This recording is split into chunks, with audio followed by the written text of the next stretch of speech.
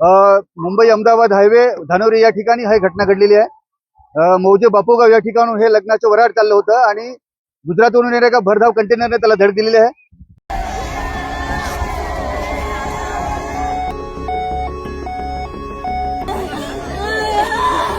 पालघर मुंबई अहमदाबाद राष्ट्रीय महामार्गावरील धनेवारी जवळ एका भरधाव कंटेनरने लग्नाच्या वऱ्हाडांना घेऊन जाणाऱ्या टेम्पोला मागून जोरदार धडक दिली।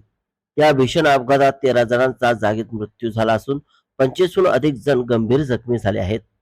टेम्पोमध्ये 100हून अधिक प्रवासी प्रवास करत होते। अपघात इतका भीषण होता की टेम्पोचा चक्काचूर झाला।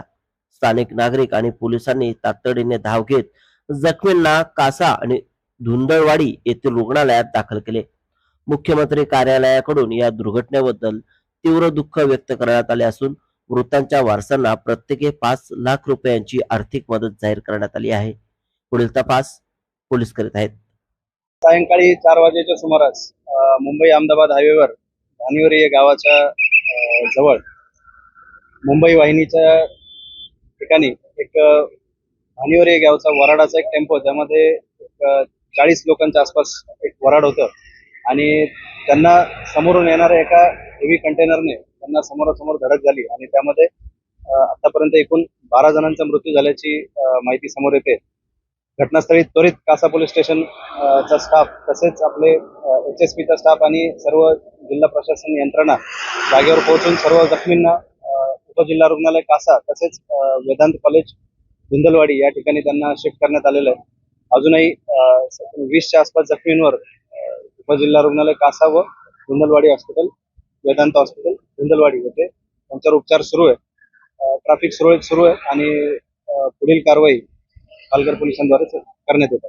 मृतांचा आकडा वाढण्याची शक्यता आहे आणि तरी मृतांवर जे जखमी आहेत त्यांच्यावर चांगला उपचार किंवा त्यांना चांगला उपचार मिळेल यासाठी प्रशासन सर्वतोपरी प्रयत्न करते।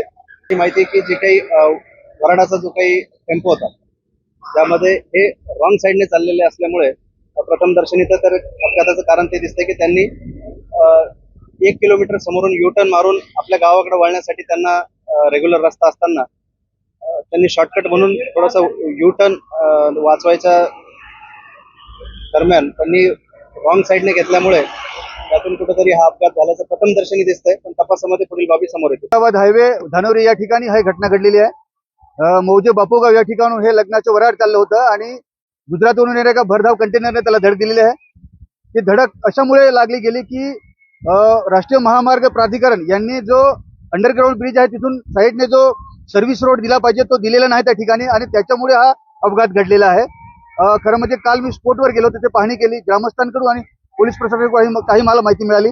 त्यानंतर पुन्हा मी कासा ग्रामीण रुग्णालय या ठिकाणी सुद्धा गेलो, त्या बॉडी मी पाहिल्या। त्या बॉडी पाहिल्यानंतर माझ्या असं लक्षात आलं की ते जे मृत झालेली जी व्यक्ती आहे ती 35, 30, 40च्या वयोगटातली आहे, म्हणजे तरुण आहे आणि ती घरातली कुटुंब प्रमुख आहे आणि ती कमवणारी, म्हणजे घरामध्ये उत्पन्न कमवणारी ती व्यक्ती होती। त्याने प्राणाला ती मुकलेली आहे। म्हणून खरं म्हणजे सुरुवातीला प्रथमतः मी या राष्ट्रीय NHI वर मनुष्यवधाचा गुन्हा दाखल पाहिजे, हे झाला पाहिजे, ही मी आपल्या मीडियाच्या माध्यमातून मागणी करतो। त्याची चौकशी झाली पाहिजे म्हणून मी पत्र सुद्धा देणार आहे। त्याचप्रमाणे काल जे शासनाने या मृत व्यक्तीला जे आर्थिक सहाय्य जे काल त्यांनी जे जाहीर केलेलं आहे ते 5 लाखाचं जाहीर केलेलं आहे। म्हणून माझी अशी मागणी आहे की 5 लाखामध्ये आपण एखाद्या व्यक्तीच्या जीवाची किंमत लावू शकत नाही, परंतु हे झालेलं आहे, घटना घडलेली आहे, आपल्या हातात नव्हतं।